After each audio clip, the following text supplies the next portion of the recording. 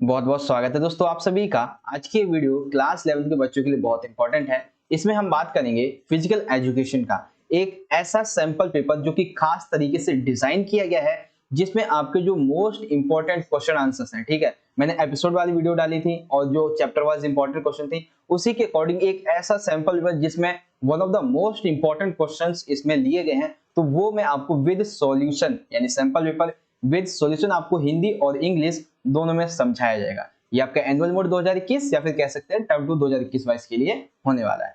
तो चलिए स्टार्ट करते हैं बिना देरी करते हुए। तो बात करें अगर आपके पेपर पैटर्न की, तो ये चीज आप सभी को पता होगी। टाइमिंग 2 घंटे की है हमारी, मैक्सिमम मार्क्स 35 है। सेक्शन नंबर ए में हमारे 9 प्रश्न है जिसमें से 7 करने 2 मार्क्स के होंगे। सेक्शन बी में हमारे 5 प्रश्न है जिसमें से हमें 3 करने जो कि आपके 3 मार्क्स के होंगे। सेक्शन सी में हमारे 4 प्रश्न है जिसमें से हमें 3 करने जो कि आपके 4 मार्क्स के होंगे। तो ये सारी चीजें कॉमन सी हैं, आपको पता ही होंगी। हम बात करते हैं अपने सेक्शन की, ठीक है। तो यहाँ पे देख सकते हैं हमारा आ जाता है सेक्शन नंबर फर्स्ट, ठीक है, जो कि है सेक्शन ए। इसमें क्या है 9 प्रश्न है, हमें 7 के उत्तर देने, इसीलिए 14 अंक लिखा हुआ है। तो पहला प्रश्न है हमारा यहाँ पे कि विशेष ओलंपिक भारत की शुरुआत तथा उद्देश्य, यानी कि जो बिगिनिंग है किसकी, स्पेशल ओलंपिक इंडिया की, वो हमें लिखनी है और इसके पर्पस लिखने हैं। तो चलिए देखते हैं हम कैसे लिखेंगे। तो सबसे पहले समझिए ये आखिर है क्या। तो देखो इस तरह से समझेंगे।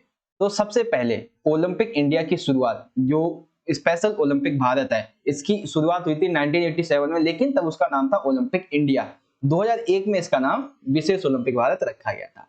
ये क्या है, तो ये भारत सरकार के द्वारा एक मान्यता प्राप्त खेल महासंघ है, जो विशेष आवश्यकता वाले जो बच्चे होते हैं, जो वयस्क होते हैं, उनके लिए आयोजित किए जाते हैं। उद्देश्य क्या है, तो उद्देश्य है समग्र विकास करना और प्रशिक्षण देना। एक ऐसा रोल मॉडल बनाया जाए जिसमें जो शिक्षक है उनको प्रशिक्षित किया गया। ओलंपिक आंदोलन को आयोजित करना, ओलंपिक मूल्यों को, ओलंपिक मानकों, ओलंपिक समारोह, ओलंपिक घटनाओं को प्रदर्शित करता है कौन, ये विशेष ओलंपिक भारत, ठीक है।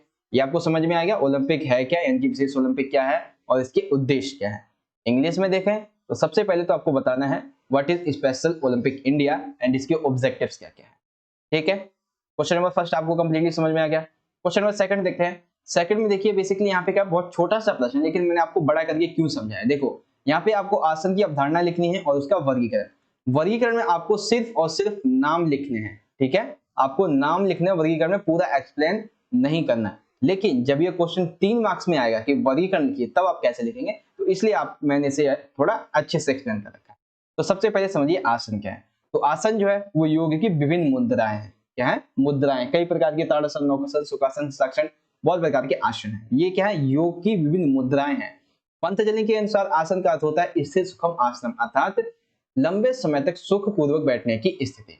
अब इसके वर्गीकरण की बात करें तो इस क्वेश्चन में ये जो 2 मार्क्स का है, इसमें सिर्फ और सिर्फ आपको नाम लिखने हैं। नाम क्या क्या लिख देंगे हम, नाम लिख देंगे हम ध्यानात्मक आसन है, ठीक है, फिर विश्रामात्मक आसन है, विश्रामात्मक आसन है, समर्थनात्मक आसन है। सिर्फ और सिर्फ ये नाम लिखेंगे। लेकिन जब 3 मार्क्स में पूछा जाएगा तब लिखेंगे पूरा। ध्यानात्मक आसन ये व्यक्ति की ध्यान करने की शक्ति को बढ़ाता है, जिन्हें आप शांत वातावरण में स्थिर होकर करते हैं, जैसे कि पद्मासन, सिद्धासन और गौमुखासन। विश्रामात्मक आसन क्या है, ये हमारे शरीर की और जो मानसिक थकावट होती है उसे दूर करते हैं और हमारे शरीर को आराम देते हैं, जैसे कि संसाक्षण है, श्वासन है और मकरासन है। थर्ड है संवर्धनात्मक। ये क्या होते हैं, ये हमारे शारीरिक विकास के लिए काफी ज्यादा लाभदायक होते हैं, जैसे कि सिंहासन, हलासन, मयूरसन, ठीक है। तो ये आपको यहाँ पे इजीली अच्छे तरीके से समझ में आ गया होगा कि आसन कहते किसे हैं और इसका वर्गीकरण क्या है। तो इसी तरीके से इंग्लिश में देख सकते हैं कि आसन है क्या और इसके क्लासिफिकेशन क्या है। तो मेडिटेशन है, रिलैक्सेशन है एंड प्रमोशनल है। तो आसन की जो एक डेफिनेशन है एंड इसके जो क्लासिफिकेशंस हैं, आई होप आप समझ गए होंगे, ठीक है। Question number second complete. अब देखिए थर्ड। थर्ड देख सकते हैं, थर्ड में पूछा गया साहसिक खेलों के उद्देश्य लिखिए, यानी कि right the objectives of adventure games. तो एडवेंचर गेम्स के उद्देश्य क्या हो सकते हैं। सबसे पहला प्रकृति से जुड़ना, अतिरिक्त ऊर्जा का उचित उपयोग, एकाग्रता विकसित करना। अब इसे एक्सप्लेन करते हैं। तो देखो अधिकतर खेल जो है वो आप कैसे करते हैं, आउटडोर, यानी कि अपने घर से बाहर करते हैं। इसमें जो एथलीट होता है वो प्रकृति के काफी नजदीक आता है और उसको प्रकृति के साथ जुड़ाव महसूस होने लगता है। दूसरा है अतिरिक्त ऊर्जा का उचित उपयोग।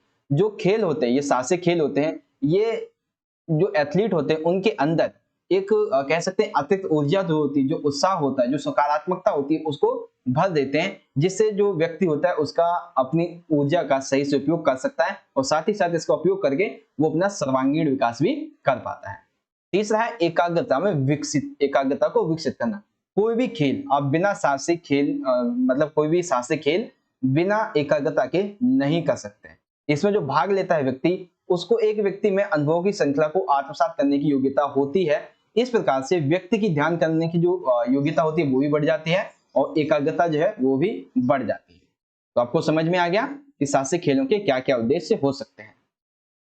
तो लिखेंगे ऑब्जेक्टिव्स ऑफ एडवेंचर गेम्स। तो सबसे पहला है कनेक्टिंग विद नेचर, सेकंड है proper use of excess energy and then third है डेवलपिंग कंसंट्रेशन। तो क्वेश्चन नंबर थर्ड इजीली आप सभी को अच्छे तरीके से समझ में आ गया होगा। चलिए क्वेश्चन नंबर फोर्थ देखते हैं। फोर्थ है हमारा योग के महत्व को समझाइए या फिर explain the importance of yoga. तो देखो योग के क्या क्या महत्व हैं। सबसे पहला, योग जो है, योग में शारीरिक व मानसिक व्यायाम होते हैं जिनसे हमारे शरीर को लाभ होता है। तो सबसे पहले हमने डेफिनेशन लिख दी योग क्या है। तो योग में शारीरिक और मानसिक व्यायाम होते हैं जिससे हमारे शरीर को लाभ मिलता है। सिंपल सा। अब देखो शारीरिक ढांचे में सुधार आता है, हमारा शरीर भी तंदुरुस्त होता है, साथ ही साथ हृदय फेफड़े की कार्य क्षमता में वृद्धि होती है। नियमित हम व्यायाम करते हैं तो हमारे शरीर से बीमारियां खत्म हो जाती हैं, हमारे शरीर में ताकत आती है, चपलता बढ़ती है, लोच और समन्वय की जो शक्ति है वो बढ़ती है। साथ ही साथ हम हमारी जो मानसिक और शारीरिक थकावट है उसको दूर करने में सहायक होता है। हमारे ध्यान केंद्रित करने की यानी कि स्मरण शक्ति जो है वो हमारी बहुत अच्छी हो जाती है। तो ये सारे क्या है, ये योगा के इंपॉर्टेंस है। ठीक है, हिंदी में आपको समझ में आ गया। अब यही चीज जो है वो यहाँ पे देख सकते हैं इंग्लिश में लिखी है कि following are the importance of yoga. ठीक है, तो इस तरीके से हमारा क्वेश्चन नंबर 4 भी यहाँ पे इजीली तरीके से कंप्लीट हो जाता है।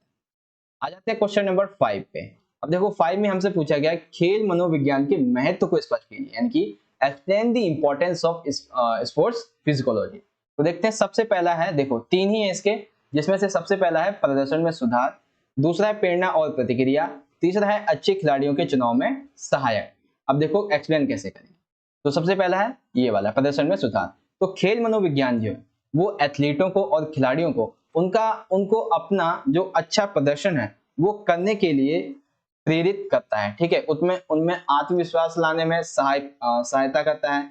खेल मनोविज्ञान को जो ज्ञान है वो खिलाड़ियों को एक तरह से कह सकते हैं कि विभिन्न तरीकों से, जो वैज्ञानिक तरीके हैं उनको व्यवहार में लाने का, उनको प्रदर्शन में उनके प्रदर्शन में लाता है, तो उसका प्रदर्शन भी अच्छा होता है, उसका व्यक्तित्व भी सुधार हो जाता है। ठीक है, तो प्रदर्शन में कैसे सुधार होता है, देखो दोबारा समझो कि खेल मनोविज्ञान में एथलीट या फिर खिलाड़ी जो है वो अपना सर्वश्रेष्ठ जो प्रदर्शन है उसको बढ़ाने के लिए, आत्म सुधार करने के लिए इस खेल मनोविज्ञान के महत्व को समझते हैं। अगर वो खेल मनोविज्ञान के वैज्ञानिक तरीकों को अपने परिवर्तन में ले लेते हैं, अपने व्यवहार में ले लेते हैं, तो उनका प्रदर्शन अच्छा होता है, उनके व्यक्तित्व में सुधार आता है।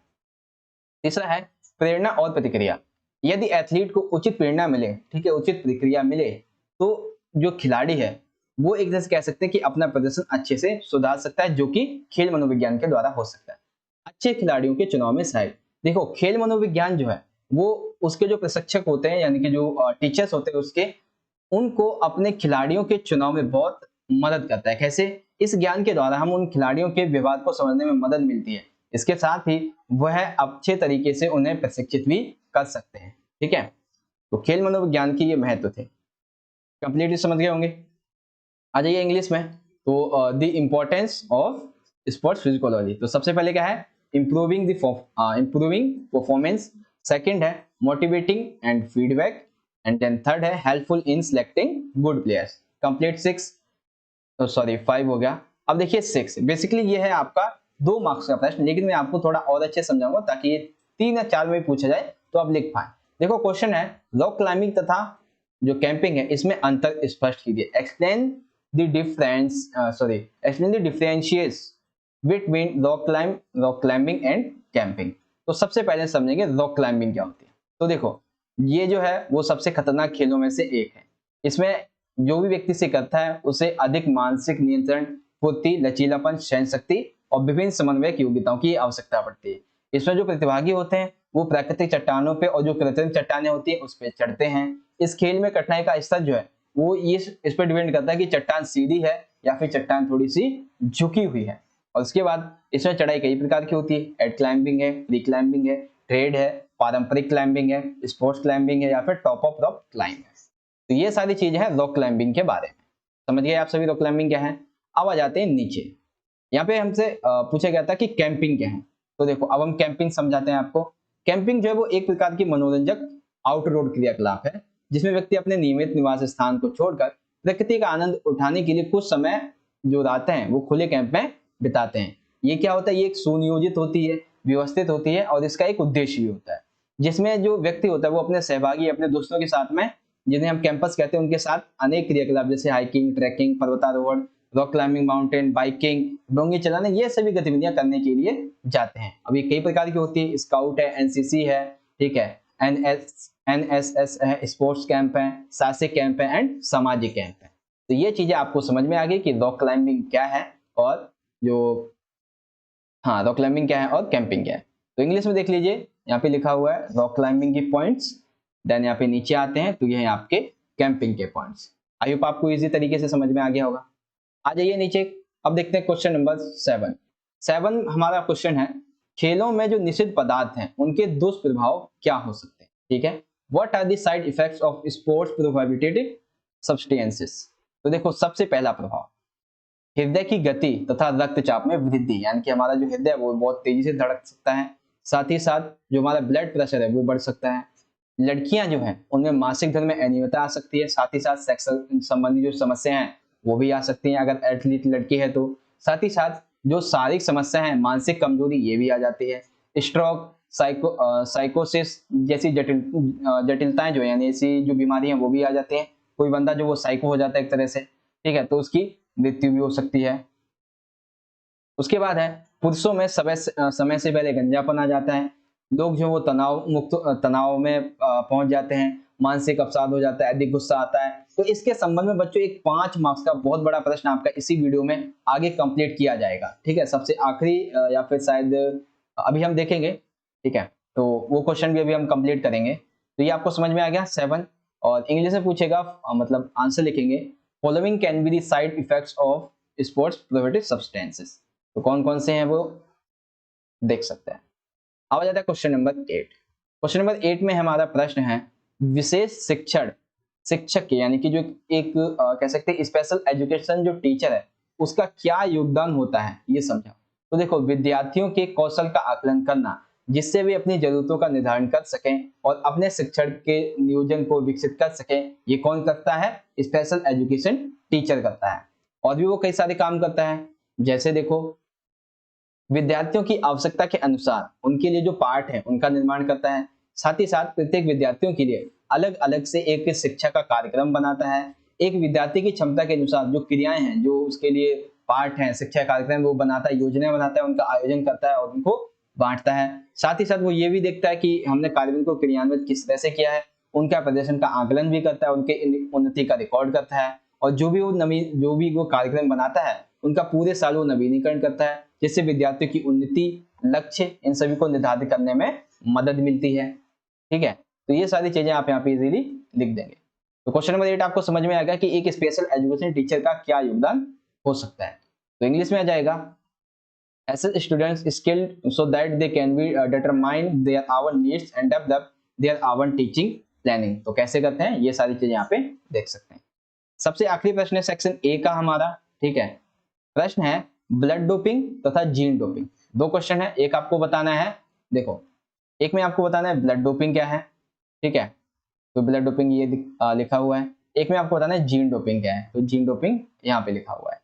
तो देखो सबसे पहले हम देखेंगे ब्लड डोपिंग के बारे में। तो देखो ब्लड डोपिंग जो है वो लाल रक्त कणिकाओं की संख्या में वृद्धि करने की एक विधि होती है, यानी कि हमारे शरीर में जो आरबीसी होती है, ठीक है, आरबीसी रेड ब्लड सेल्स, इनको बढ़ाने की एक क्या है, विधि है, जो कि गलत और जो प्रतिबंधित पदार्थ है उनके द्वारा की जाती है। इसके अंतर्गत 2 विधियां आती हैं, ऑटोलोग्स और होमोलोग्स।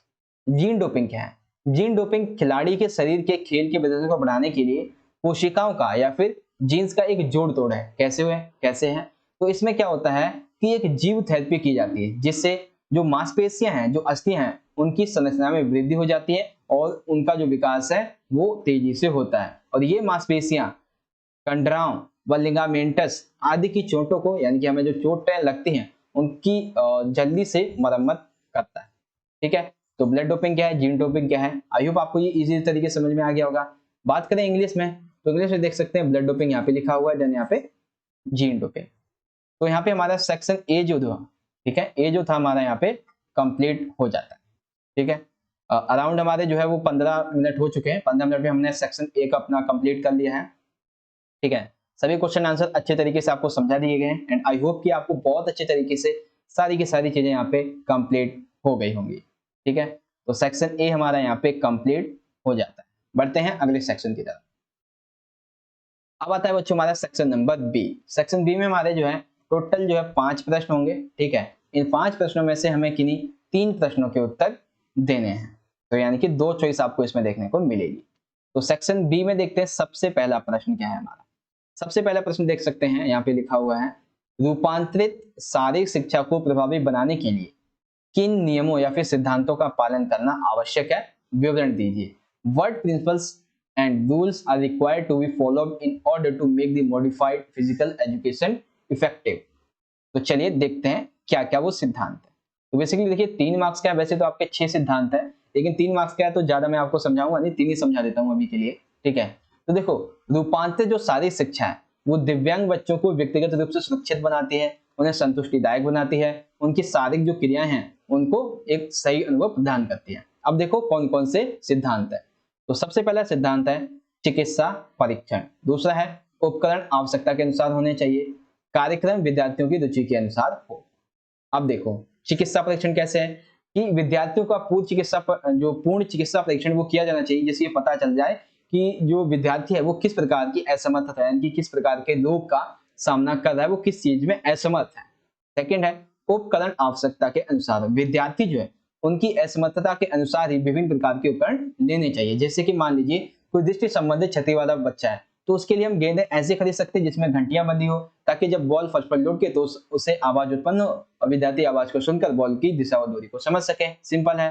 थर्ड क्या है, कार्यक्रम जो विद्यार्थी है उनकी रुचि के अनुसार, यानी कि जो कार्यक्रम है विद्यार्थियों की रुचि, उनकी योग्यताएं व उनके अनुभव पर आधारित होने चाहिए, ताकि जो कार्यक्रम है वो इस आधार पर बनाए जा सके जिससे बच्चों का सर्वांगीण विकास किया जा सके। तो आपको समझ में आ गया कौन कौन से आपके यहाँ पे जो सिद्धांत है वो आप लिखेंगे। ओके, तो क्वेश्चन नंबर हमारा जो 10 था ये भी कंप्लीट हो गया। आप समझिए इसे इंग्लिश में। तो इंग्लिश में यहाँ पे देख सकते हैं कि to make the modification physical education effective it is necessary to follow the following principles. तो सबसे पहला है medical examination, equipment should be as per the requirement, then program should be according to the interest of students. तो question number 10 complete हो गया। अब जाते हैं क्वेश्चन नंबर 11। 11 देखिए बहुत ही छोटा सा प्रश्न है, लेकिन बहुत इंपॉर्टेंट भी है कह सकते हैं हम यहाँ पे। देखो योग के तत्वों की सूची बनाइए और 2 तत्वों की व्याख्या कीजिए। List the elements of some and explain the 2 elements. तो देखो योग के तत्वों की सूची में क्या क्या आ जाएगा। सबसे पहले एक सेकंड तू हट जा भाई। हाँ देखो सबसे पहले आ जाएगा यम, फिर नियम, आसन, प्राणायाम, प्रत्याहार, धारणा, ध्यान और सबसे आखिरी में आ जाएगा समाधि। अब योग के तत्वों का अगर हम वर्णन करें तो देखिए यहाँ पे मैंने 3-4 वर्णन कर रखे हैं। एक यम है, एक नियम है, एक आसन है और एक प्राणायाम है। तो अब हम इन्हें कैसे वर्णन करेंगे। देखो यम क्या है, तो यम जो वो 5 सिद्धांत है जो कि एक आचार संहिता की रूपरेखा होते हैं, जिसे दुनिया में रहते हुए हर एक व्यक्ति को पालन करना चाहिए। सबसे पहले अहिंसा का पालन करना चाहिए, सत्य बोलना चाहिए, अस्तेय होना चाहिए, ब्रह्मचार्य का जीवन जीना चाहिए और अपरिग्राही होना चाहिए। नियम क्या है, ये आत्मा को सुधारने की नियमावली है, जैसे कि हमें शौच खुले स्थान पे नहीं करना चाहिए, संतोष, तप, स्वयं पढ़ना चाहिए, ईश्वर में ध्यान लगाना चाहिए। आसन क्या है, योग की विभिन्न मुद्राएं। प्राणायाम क्या है, प्राणायाम विभिन्न श्वसन तरीकों का अभ्यास है, जैसे कि पूरक श्वास को अंदर लेना, कुंभक श्वास को अंदर रोकना, रेचक श्वास को छोड़ना। तो ये चीज आपको यहाँ पे इजीली तरीके से समझ में आ गई होगी। तो इस तरीके से हमारा क्वेश्चन नंबर 11 जो था वो भी यहाँ पे कंप्लीट हो जाता है। और बात करें अगर इसे इंग्लिश में देखने की, तो इंग्लिश में देख सकते हैं सबसे पहले तो आपको लिख देना है लिस्ट ऑफ द एलिमेंट्स, उसके बाद डिस्क्रिप्शन ऑफ द एलिमेंट। तो सबसे पहले यामा लिख देंगे, रूल्स लिख दिया और फिर आसन लिख दिया, देन नीचे हमने लिख दिया प्राणायाम। तो इस तरीके से हमारा ये क्वेश्चन भी यहाँ पे कंप्लीट हो जाता है क्वेश्चन नंबर 11। अब आ जाइए क्वेश्चन नंबर 12। ये देखिए वैसे तो आपका क्वेश्चन है ये 4 मार्क्स का, ठीक है, लेकिन 3 मार्क्स का मैंने इसलिए लिया क्योंकि और भी इंपॉर्टेंट है। तो देखो यहाँ पे प्रश्न क्या है हमारा, प्रश्न है पर्वतारोहण तथा ट्रैकिंग, ठीक है, दो है, कौन कौन से, एक है पर्वतारोहण, दूसरा ट्रैकिंग। इसको करते समय हमें क्या क्या सावधानियां रखनी चाहिए, कोई 3 लिखनी है, तो कोई 3 सावधानियां हमें दोनों की लिखनी है। तो सबसे पहले पर्वतारोहण के दौरान की सुरक्षा उपाय, जब आप पर्वतारोहण कर रहे हैं तो सबसे पहले पूर्ण रूप से आपका शरीर स्वस्थ होना चाहिए। दवाएं और जो प्राथमिक चिकित्साएं हैं, यानी कि चोट वगैरह से संबंधित जो दवाएं हैं, प्राथमिक चिकित्सा, वो आपको साथ लेके चलनी चाहिए। पर्वत पर चढ़ाई करने से पहले आपको वहां के मौसम का पूर्व अनुमान होना चाहिए। आसपास का जो स्थान है उसका आपको निरीक्षण करना चाहिए कि हाँ यहाँ पे हमारे जो पर्वतारोहण है, यानी जो हमारी ये आउटरोड क्रियाकलाप है वो अच्छे से हो पाएगी या नहीं। आपको पानी अधिक पीना चाहिए। जो अधिक ऊंचाई वाली बीमारियां हैं, मतलब जिनको अधिक ऊंचाई पर जाने से डर लगता है, वो कभी भी पर्वतारोहण की जो क्रिया है उसे ना करें। फिर आ जाता है ट्रैकिंग। ट्रैकिंग के दौरान सुरक्षा के उपाय क्या क्या हो सकते हैं, तो सबसे पहले तो आपको वहां पे मौसम की रिपोर्ट को देखना चाहिए। खराब मौसम या फिर वातावरण में ट्रैकिंग आपको नहीं करनी चाहिए। पैरों में आपको उचित जूते पहनने चाहिए जो कि फिसले नहीं। ट्रैकिंग करते समय पत्ते या फूल ये बिल्कुल भी ना खाएं क्योंकि ये जहरीले भी हो सकते हैं। आवश्यक सामग्री जैसे कि पानी, माचिस, भोजन सामग्री, रस्सी इत्यादि को आप साथ लेकर जाएं, जिससे आपको पहाड़ों पर, मतलब जब आप ट्रैकिंग करने जाएं तो आपको किसी भी प्रकार का जो समस्या है वो उत्पन्न ना हो। फिर आता है फिफ्थ, हृदय तथा फेफड़ों से संबंधित जो बीमारी वाले व्यक्ति हैं उनको ट्रैकिंग बिल्कुल भी नहीं करनी चाहिए। तो समझ में आ गया आप सभी को, हिंदी में समझ गए पर्वतारोहण के समय क्या क्या करनी चाहिए सावधानियां, और ट्रैकिंग के समय। अब आ जाता है इंग्लिश में।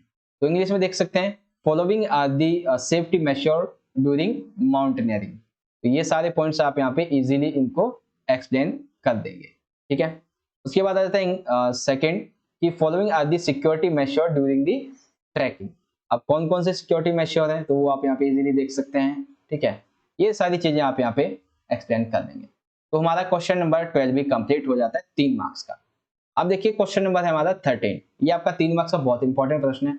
वृद्धि और विकास, इनमें आपको अंतर स्पष्ट करना है, ठीक है। तो ग्रोथ एंड डेवलपमेंट में आपको डिफरेंशिएट करना है।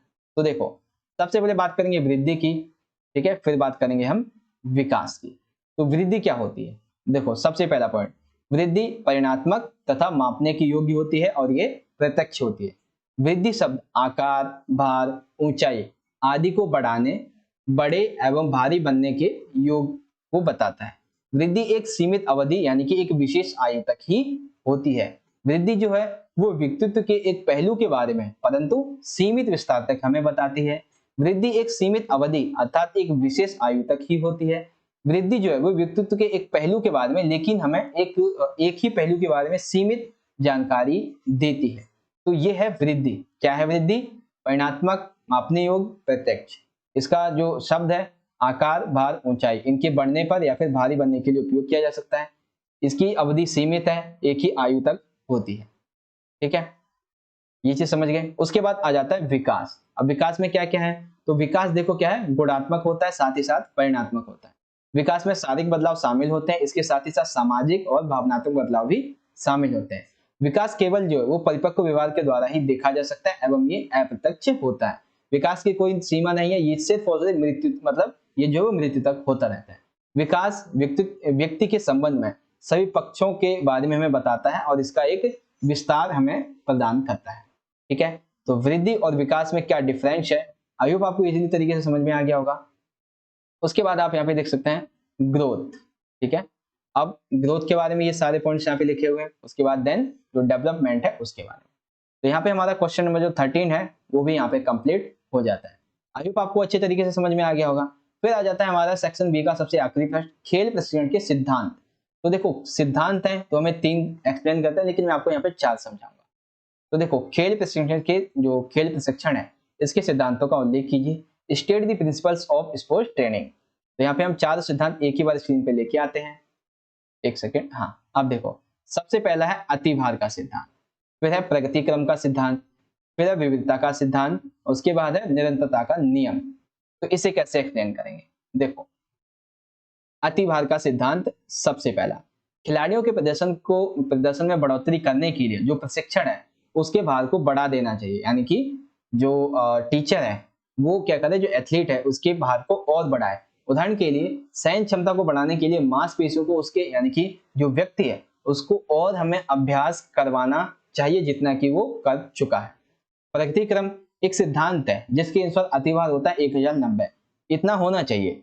इसको क्या करना चाहिए, हमें धीरे धीरे उस एथलीट को और अधिक संभालने के लिए योग्य बनाना चाहिए। और ये सिद्धांत हमें ये भी बताता है कि हमें कब विश्राम लेना चाहिए जिससे हमारी शक्ति वापस आ सकती है। फिर है विविधता का सिद्धांत, यानी कि एक सफल जो सिद्धांत होता है, ठीक है, एक प्रशिक्षण जो होता है वो अगर उसे सही प्रेरणा मिलती है, सही अगर उसकी रुचि बनी रहती है तो अपना वो ध्यान जो वो अच्छे से खेल में लगा सकेगा। तो इसीलिए ये प्रशिक्षण कार्यक्रम में विविधता को शामिल करना चाहिए। जैसे कि व्यायाम जो है वो अलग अलग तरीके व्यायाम करवा सकते हैं, अलग अलग समय पर करवा सकते हैं। जो उसके खेलने का जो स्थान है उसको कभी कभी आप वीक में एक बार चेंज भी कर सकते हैं। ठीक है, तो ये चीज आपको समझ में आ गई। फिर है निरंतरता का नियम, यानी कि इस सिद्धांत के अनुसार निरंतरता होनी चाहिए, यानी कि किसी भी प्रकार का अवकाश यानी छुट्टी नहीं होनी चाहिए। अगर आप 2 सत्र एक ही दिन में लेते हैं तो उसमें जो है 4 से 5 घंटे का समय नहीं होना चाहिए, 1-2 घंटे, ज्यादा से ज्यादा आधे से 1 घंटा बस। तो क्वेश्चन नंबर 14 आपको हिंदी में समझ में आ गया। आप समझ लीजिए इसे इंग्लिश में। तो इंग्लिश में कैसे समझेंगे, देखो, the following are the principles of sport training. तो सबसे पहले क्या है, principle of overload, progression in principle, principle of variety and law of continuity. ठीक है, तो ये यहाँ पे हमारा क्वेश्चन नंबर जो 14 था ये भी कंप्लीट हो जाता है। ठीक है, आई होप आप समझ गए होंगे। तो इस तरह से सेक्शन बी जो था हमारा, दोबारा से दिखा देता हूँ आप सभी को। हाँ, सेक्शन बी क्वेश्चन नंबर 10 से स्टार्ट हो जाता है। सेक्शन बी हमारा यहाँ पे अच्छे तरीके से कंप्लीटली समझ आ गया होगा आप सभी को। आई होप अच्छा लग रहा होगा आपका वीडियो और सारी चीजें आपको अच्छे से समझ में आ रही होंगी। ठीक है, वीडियो अच्छी लग रही हो तो लाइक कीजिएगा, शेयर कीजिएगा सभी दोस्तों के साथ। और चलिए आगे बढ़ते हैं अपने अगले सेक्शन की तरफ। अब आता है बच्चों हमारा सेक्शन नंबर सी, जो कि बहुत इंपॉर्टेंट है आप सभी के एग्जाम के लिए। ठीक है, तो सेक्शन सी में किस तरह के प्रश्न होने वाले हैं इसे हम देखते हैं। तो बेसिकली 4 मार्क्स के आपके 4 प्रश्न हैं जिसमें से आपको 3 करने हैं। तो देखते हैं। हाँ, सबसे पहला प्रश्न है, एक तरह से कह लीजिए इसमें आपके 2 प्रश्न हैं। ठीक है, कौन कौन से 2 हैं, एक सेकेंड। हाँ देखो, किशोर अवस्था की समस्याएं और उनका प्रबंधन। तो मैं आपको समस्याएं अच्छे तरीके से समझाऊंगा और प्रबंधन भी। Discuss the problems of adolescence and there management. तो किशोर अवस्था की सबसे पहले समस्याएं देखिए। तो सबसे पहली समस्या आती है कैरियर चयन समस्या, शारीरिक समस्याएं, आक्रामक व्यवहार की समस्या, महत्व की अनुभूति। तो ये सारी समस्याएं किशोर के सामने आती हैं। किशोर के कैरियर चेंज जो है वो माता पिता के द्वारा किया जाता है, क्योंकि उन्हें लगता है किशोर अपने कैरियर के बारे में सोचने लायक अभी नहीं है और ये फैसला जो है वो बच्चा स्वयं चुनना चाहता है, इसीलिए उसके व्यवहार में परिवर्तन आ जाता है। शारीरिक समस्याएं, इस दौरान लड़के और लड़कियों में उनके जो बाहरी अंग होते हैं और जो आंतरिक परिवर्तन होते हैं उसमें परिवर्तन आना शुरू हो जाता है और जिससे लड़के लड़कियों दोनों को ही चिंता होने लगती है कि मेरे शरीर के साथ क्या हो रहा है। ठीक है, तो उसको चिंता करने की जरूरत नहीं, क्योंकि जब आप किशोर अवस्था में आते हैं तो आपके जो बाहरी और आंतरिक जो परिवर्तन है वो होना अनिवार्य है। आक्रामक व्यवहार की समस्या, इस अवस्था में जो बच्चे हैं वो काफी जल्दी चिड़चिड़े हो जाते हैं। अगर हम उन्हें कोई कार्य करने के लिए कहते भी हैं तो वे उस कार्य को करने से इनकार करते हैं और इसी के साथ वो खुद को एक हीरो की तरह प्रदर्शित करना चाहते हैं। महत्व की अनुभूति, किशोर जो है स्वयं को महत्वपूर्ण समझने लगता है। वो ये सोचता है कि समाज में उसे भी सम्मान मिलना चाहिए, लेकिन माता पिता ऐसा नहीं समझते हैं। वह किशोर की भावनाओं को समझने में विफल रहते हैं और यही कारण है कि जो किशोर हैं वो स्वयं को महत्वहीन समझने लगते हैं। तो किशोर की क्या क्या समस्याएं हैं ये आई होप आपको अच्छे तरीके से समझ में आ गया होगा। अब इन समस्याओं को हम किस तरह से हैंडल कर सकते हैं, कैसे हैंडल करेंगे। किशोर अवस्था की समस्याओं को प्रबंधन निम्नलिखित तरह से किया जाता है। सबसे पहले सहानुभूति और मित्रतापूर्ण व्यवहार, घर एवं विद्यालय का स्वास्थ्य वातावरण, नैतिक एवं धार्मिक शिक्षा, फोर्थ है पर्याप्त स्वतंत्रता। तो पहला देखते हैं कि माता पिता जो है वो उन्हें किशोरों के बदलते व्यवहार से चिंतित होने के बजाय उनके साथ सहानुभूतिपूर्ण एवं एक स्वतंत्रतापूर्ण व्यवहार रखना चाहिए, जिससे वो अपनी सारी बातें माता पिता को अपनी जो प्रॉब्लम्स है वो समझा सके। घर एवं विद्यालय का स्वास्थ्य वातावरण, अगर हमारे घर का हमारे विद्यालय का वातावरण स्वास्थ्य नहीं होगा तो बच्चे जो है लक्ष्य से भटक सकते हैं, वे गलत आदतों का शिकार बन सकते हैं, जैसे कि जुआ खेलना, नशा करना। तो इन सभी से दूर रखने के लिए बच्चों के लिए जरूरी है कि उनका जो स्कूल और घर का वातावरण है वो स्थिर रहे, अच्छा रहे। नैतिक एवं धार्मिक शिक्षा, घर में या तो माता पिता या फिर परिवार के जो बड़े बुजुर्ग शिक्षक वो क्या करें, किशोरों को अपने पास बैठाएं और उन्हें कुछ नैतिक शिक्षा या फिर धार्मिक शिक्षा दें, ताकि उनके जो विवाद संबंधी जो समस्या है उनका निदान आसानी से किया जा सके। ठीक है, उसके बाद है पर्याप्त स्वतंत्रता। किशोरों को अपनी भावनाएं, उनके सुझाव व्यक्त करने के लिए हमें स्वतंत्रता उन्हें देनी चाहिए, जैसे कि उनके मित्रों का चुनाव, उनके साथ घूमने की स्वतंत्रता। लेकिन माता पिता को अपने ऐसे बच्चे के जो मित्र हैं, उनके मित्रों के बारे में पूर्ण जानकारी लेने का एक हक होता है और वो उसके बारे में उन्हें जानकारी रखनी चाहिए, ताकि उनके बच्चे के बारे में उन्हें पूरी जानकारी प्राप्त हो सके। किशोरावस्था की समस्याएं क्या क्या हैं, ठीक है, समझ गए होंगे, और इनका प्रबंधन कैसे किया जा सकता है। अब बात करते हैं इंग्लिश में, ठीक है। तो इंग्लिश में देख सकते हैं, क्वेश्चन आंसर लिखेंगे आप कुछ इस तरह से, following are the problems of adolescence, ठीक है। कौन कौन सी है? सबसे पहले कैरियर सिलेक्शन प्रॉब्लम है, फिजिकल प्रॉब्लम्स है, एग्रेसिव बिहेवियर प्रॉब्लम है, देन सेंस ऑफ इंपॉर्टेंस। ये हैं प्रॉब्लम्स। अब इन प्रॉब्लम्स को किस तरह से मैनेज कर सकते हैं? तो सबसे पहला है empathetic and independent behaviour, health environment and home and school, moral and religious education, then educated freedom. Simple सा। तो यहाँ पे समझ में आ गया आप सभी को क्वेश्चन नंबर आपका 15। बात करते हैं क्वेश्चन नंबर 16 की। देखो, ये प्रश्न बहुत इंपॉर्टेंट है 4 मार्क्स में, कि जब आप साहसिक क्रियाकलाप करने के जाते हैं तो उस समय आपको क्या क्या करना चाहिए और क्या क्या नहीं करना चाहिए, वो आपको सूचीबद्ध करना है। तो list the does and does not during the adventure activities. तो सबसे पहले हम वो लिस्ट देखते हैं जो हमें, जब हम कैंप साइट पे जाते हैं यानी साहसिक क्रियाकलाप करने के लिए जाते हैं, तो हमें वो कार्य जो करने चाहिए। तो देखते हैं कौन कौन करने चाहिए। सबसे पहले तो जब आप अपनी गतिविधियों को करने के लिए जाएं तो अकेले ना जाएं, एक जो प्रशिक्षित मार्गदर्शक होता है यानी एक टीचर के साथ ही जाएं। गतिविधियों को करने के लिए आपको वहां का जो रास्ता है उसके जगह का संपूर्ण ज्ञान होना अनिवार्य है। उसके बाद जो भागीदार हैं उनकी सुरक्षा, उनका ध्यान रखना एवं उनके उपचार का इंतजाम करना भी आपको आना चाहिए। जो उपकरण है वो आप गुणवत्ता वाले लीजिए, ताकि आपको जब आप क्रियाकलाप करने के लिए जाएं तो आपको किसी प्रकार की परेशानी ना हो। जब आप कैंपिंग लगाएं तो उस दौरान जो है आपको किसी भी प्रकार का मौसम का सामना करना पड़ सकता है, तो ऐसे सामान अपने साथ लेकर जाएं। जो पदार्थ नष्ट होने योग्य हैं भी और नहीं भी हैं, तो उन पदार्थों के लिए एक सही से कूड़ेदान का इंतजाम कीजिए। साथ ही साथ कैंप साइट पर साफ सफाई का ध्यान रखें। कैंपिंग के दौरान जंगल एवं पहाड़ों में आग की जो सावधानी है उससे आपको बचना चाहिए। तो वे क्रियाकलाप जो हमें करने चाहिए वो ये हो गए। अब देखिए वो क्रियाकलाप जो हमें साहसिक क्रियाकलापों के दौरान नहीं करने चाहिए, कौन कौन से हैं? तो सबसे पहला है, कैंप साइट पर कभी भी खाली बोतलें या फिर खाने के पदार्थ नहीं फेंकें।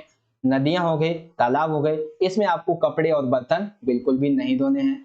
पहाड़ों में टॉफी के wrapper, aluminium foil, plastic can, ये सभी आप ना फेंकें। साथ ही साथ नदी के किनारे शौचालय का भी इस्तेमाल ना करें। इस्तेमाल किए हुए जो रेनकोट होते हैं, जो कपड़े होते हैं, वो वहीं पर ना छोड़ें, अपने साथ घर लेके आए।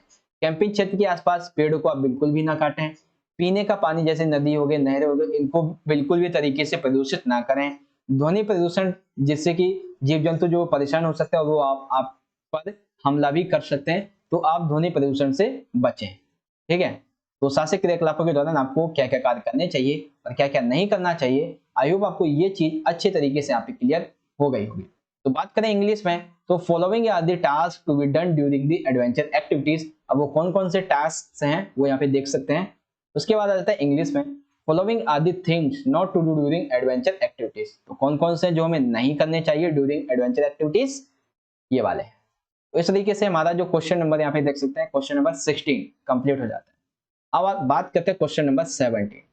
17 में देखिए हमारा प्रश्न है, खेलों में वर्जित या फिर कह सकते हैं निषिद्ध पदार्थों और उनके दुष्प्रभावों को परिभाषित कीजिए, यानी कि डिफाइन प्रोहिबिटेड या फिर prohibited substances and their side effects और इन स्पोर्ट्स। तो वो कौन कौन से सब्सटेंसेस हैं जिसे हम यहाँ पे अभी एक्सप्लेन करने वाले हैं। तो सबसे पहले हम देखेंगे उत्तेजक, एनाबॉलिक, एक सेकेंड कहाँ चला गया, हाँ, एनाबॉलिक स्टेरॉइड्स। फिर है इसका नाम थोड़ा सा वैसा है तो प्रोनाउंसिएशन में थोड़ी गलती हो रही होगी, हाँ, कन्नाबाइनाइज। तो देखते हैं सबसे पहले उत्तेजक। उत्तेजक क्या करता है, खिलाड़ियों के स्वास्थ्य को किस तरह से प्रभावित करता है, उनमें भूख की कमी, उनमें सिर दर्द, तनाव, रक्तदाब और तापमान बढ़ा देता है। तो देखो 3-4 जो है वो कॉमन आप सभी में लिख सकते हैं। सबसे पहला तनाव, रक्तदाब और सिर दर्द, ये 3 जो है वो आप सभी के सभी जो यहाँ पे हम देखने वाले पदार्थ उसमें लिख सकते हैं। एनाबॉलिक स्टेरॉइड्स ये क्या करता है, ये जो है मतलब खिलाड़ी अपनी शक्ति को बढ़ाने के लिए उपयोग करता है, लेकिन लंबे समय तक करते हैं तो कई सारे प्रभाव पड़ते हैं, जैसे कि चेहरे पे अधिक बाल आ जाते हैं, मासिक धर्म में अनियमितता होती है, तनाव, पुरुषों में गंजापन, उच्च रक्तचाप बढ़ जाता है, अधिक गुस्सा आने लगता है, मानसिक अवसाद होता है। बात करें थर्ड की, तो इसके उपयोग से व्यक्ति के ध्यान करने में यानी कि एकाग्रता में कमी हो जाती है, जीभ, गले, फेफड़े आदि का कैंसर हो जाता है, याद नहीं रहता है, ऐसी समस्याएं उत्पन्न हो जाती है। ठीक है, अब यहाँ पे देखिए एक जो पॉइंट था वो इसी के अंदर यहाँ पे ऐड हो गया है, वो है बीटा ब्लॉक्स। क्या है? Beta blocks. इससे क्या हो जाता है? ठीक है, ये अलग पॉइंट बना किया था लेकिन इसी में ऐड कर दिया है। तो देखो इससे क्या होता है, खिलाड़ियों की जो सहन क्षमता होती है उसमें कमी आ जाती है, उसकी पाचन शक्ति कमजोर हो जाती है, सिर दर्द होता है, उच्च रक्तचाप होता है, साथ ही साथ पेट संबंधी जो रोग है वो सताने लगते हैं। फोर्थ है नशीली दवा या फिर नारकोटिक्स। तो इन दवाओं के सेवन से खिलाड़ी को कई प्रकार की समस्याएं जैसे कि मानसिक, शारीरिक संतुलन का बिगड़ना, उल्टी, कब्ज, बेहोशी की अवस्था में जाना, ये सभी हो जाते हैं। फिर आता है ड्यूरेटिक्स। ये क्या होता है? इसके सेवन से खिलाड़ी को बहुत सारी समस्याएं जैसे कि पानी की कमी, चक्कर का आना, मांसपेशियों का फट जाना, पोटेशियम की कमी आदि, ये सभी समस्याएं जो है वो जब आप जो पदार्थ निषिद्ध है उनका उपयोग करते हैं गलत तरीके से, तो आपके सामने ऐसी समस्याएं कुछ आना शुरू हो जाते हैं। ठीक है, तो आपको यहाँ पे क्वेश्चन नंबर 17 हिंदी मीडियम में अच्छे से समझ में आ गया होगा। ठीक है, तो उत्तेजक, एनाबॉलिक, थर्ड, नशीली दवाएं, नार्कोटिक्स, ड्यूरेटिक्स और बीटा ब्लॉक्स। अब बात करते हैं इंग्लिश में। तो इंग्लिश में सबसे पहले देख सकते हैं यहाँ पे लिखा हुआ है एनाबॉलिक स्टीरॉइड्स, ठीक है, कैनाबाइंस, ड्रग्स एंड नार्कोटिक्स। देन आ जाते हैं नीचे तो ड्यूरेटिक्स। तो यहाँ पे बेसिकली आपको क्या करना है, 4 से 5 का देना था यहाँ पे, तो मैंने 4 आपको बता दिया। कंप्लीटली आपको समझ में आ गया होगा। और एक यहाँ पे लिखा है बीटा ब्लॉक्स, तो 5 हो गए। तो इस तरीके से हमारा क्वेश्चन नंबर 17 कंप्लीट हो जाता है। अब बात करते हैं हमारे सैंपल वर्ग के सबसे आखिरी प्रश्न की। आखिरी प्रश्न में देखिए हमारे 2 प्रश्न एक से आप ये कह सकते हैं। देखो प्रश्न है, विशेष आवश्यकता वाले बच्चों के लिए परामर्शदाता तथा वाक चिकित्सक की भूमिका का वर्णन कीजिए। यानी कि describe the role of counsellor and speech therapist for children with special needs. तो सबसे पहले विशेष आवश्यकता वाले बच्चों के लिए परामर्शदाता का क्या योगदान होता है। तो देखो फर्स्ट पॉइंट आप क्या लिखेंगे? पहले पॉइंट में हम यहाँ पे कह सकते हैं कि परामर्शदाता की सहायता एवं सकारात्मक योगदान से जो बच्चे होते हैं कौन से विशेष आवश्यकता वाले, जिसे हम कह सकते हैं CWSN, CWSN। तो इन बच्चों की वृद्धि, उनके विकास की जो दर होती है वो बढ़ाने में मदद करता है। परामर्शदाता व्यक्तिगत शिक्षा कार्यक्रम में बच्चों के जो अभिभावक होते हैं उनकी भागीदारी को सुनिश्चित करता है। विद्यालयों के अन्य शिक्षक एवं कर्मचारियों के परामर्श से, उनके सहयोग से जो विशेष आवश्यकता वाले बच्चे हैं उनके लिए एक अच्छा वातावरण उपलब्ध करवाता है। परामर्शदाता विद्यालय में जिन बच्चों को विशेष शिक्षा की आवश्यकता होती है उनकी समय समय पर पहचान करते हैं और उनके लिए विशेष शिक्षा जो योग्यता है उसका भी निर्धारण किया जाता है। तो विशेष आवश्यकता वाले बच्चों के लिए परामर्शदाता का ये योगदान होता है। उसके बाद आ जाता है विशेष आवश्यकता वाले बच्चों के लिए वाक चिकित्सक। वाक चिकित्सक यानी कि बोलने से संबंधित। तो ये क्या करते हैं? तो भाषण की अभिव्यक्ति लिखेंगे, इसमें श्रवण कौशल में सुधार लिखेंगे, वाक्पटुता लिखेंगे, आवाज और गूंज। अब देखो इसके एक्सप्लेन कैसे करेंगे। भाषण की अभिव्यक्ति, अभिव्यक्ति जो वो जीभ, होठ, जबड़ा और तालु, इसके समन्वय की कला होती है जिससे हम कई प्रकार के शब्दों की ध्वनि निकालते हैं। अब कई बच्चे जो है वो इससे करने में असमर्थ होते हैं, तो उनको इस अभिव्यक्ति को सुधारने में सहायता करते हैं। श्रवण कौशल में सुधार अर्थात एक बच्चा जो है उसकी सुनने की क्षमता उसके विकास में सहायता करते हैं ताकि वह नवीन शब्दावली को विकसित कर सके और छोटे छोटे प्रश्नों के उत्तर आसानी से दे सके और अपने सहपाठियों के साथ में उचित वार्तालाप भी कर सके। थर्ड है वाक्पटुता। वाक चिकित्सक हकलाने संबंधी दोष जैसे कि रुक रुक कर बोलना, शब्दों को दोहराना, शब्दों की ध्वनि को बढ़ा देना, चेहरे की, गले की, कंधों की जो त्वचा है उसमें खिंचाव या फिर तनाव आदि, ऐसे जितने भी दोष होते हैं उनको दूर करता है कौन? वाक चिकित्सक। उसके बाद आ जाता है आवाज और गूंज। कई बार हमने देखा होगा जब हमें खांसी या जुकाम हो जाता है या अधिक बोलते हैं या फिर कई कारणों से हमारा जो आवाज होती है वो भारी हो जाती है, फटी फटी सी आती है, तो ये एक विशेष प्रकार की गूंज आ जाती है। तो वाक चिकित्सक उसे ठीक करने में सहायता करता है। ठीक है, और बात करें तो यहाँ पे ये हमारा हो गया 18। अब बात करें अगर इंग्लिश में, तो इंग्लिश में आप यहाँ पे इजीली सारी चीजें देख सकते हैं। Counsellor for children with special needs, तो क्या क्या पॉइंट आप लिखेंगे। देन उसके बाद है speech therapist children with special needs, तो expression of speech, improving listening skills, speech stammer, voice and echo. तो इस तरीके से हमारा ये जो यहाँ पे पेपर था वो खत्म हो जाता है और हमारा क्वेश्चन नंबर 18 भी यहाँ पे कंप्लीटली कंप्लीट हो चुका है। अभी तक देखिए तो हमारे 41 मिनट के आसपास हो चुके हैं ऑलरेडी, ठीक है। तो इस तरीके से आज का हमारा जो सैंपल पेपर था वो यहाँ पे कंप्लीटली कंप्लीट हो जाता है। गाइस कमेंट करके बताइएगा कि आपको इस सैंपल पेपर में जितने प्रश्न समझाए गए हैं वो आपको अच्छे तरीके से समझ में आए हैं या नहीं। मैं आशा करता हूँ कि आपको जो ये समझाने का तरीका है वो बहुत अच्छे तरीके से आपको सभी क्वेश्चन आंसर इजीली तरीके से समझ में आए होंगे। गाइस वीडियो अच्छी लगी हो तो लाइक जरूर कीजिएगा और लाइक ना भी करिए कोई दिक्कत नहीं है, बस दोस्तों को शेयर कर दीजिए। क्यों?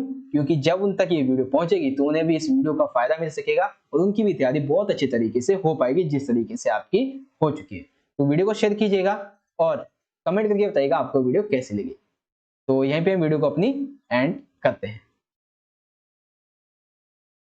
तो अभी के लिए हम क्या करते हैं कि अपना जो मेन कंटेंट है उसे 1 मिनट के लिए रोक देते हैं।